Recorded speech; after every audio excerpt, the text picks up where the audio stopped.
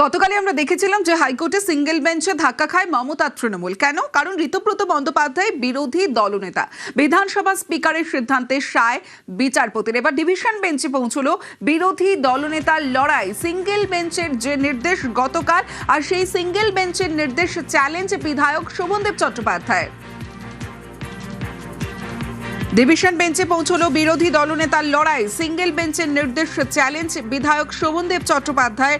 বিচারপতি কৃষ্ণা রাও শোভনদেবকে কোনো অন্তর্বর্তী নির্দেশ দেননি, কারণ গতকাল আমরা দেখেছিলাম যে হাইকোর্টে সিঙ্গেল বেঞ্চে ধাক্কা খায় মমতা তৃণমূল।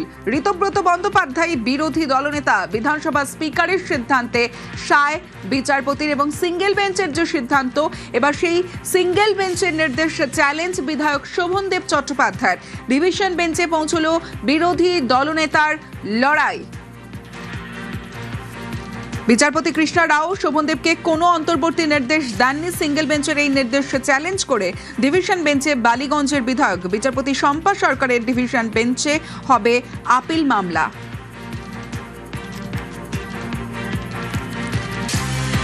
ডিভিশন বেঞ্চে পৌঁছলো বিরোধী দলনেতার লড়াই।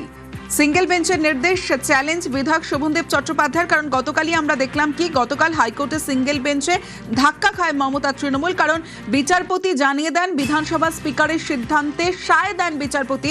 ঋতব্রত বন্দ্যোপাধ্যায় বিরোধী দলনেতা, এবং তারপরে আমরা দেখলাম কি, এবার ডিভিশন বেঞ্চে পৌঁছলো বিরোধী দলনেতার লড়াই। কারণ সিঙ্গেল বেঞ্চের নির্দেশ চ্যালেঞ্জ বিধায়ক শোভনদেব চট্টোপাধ্যায়ের।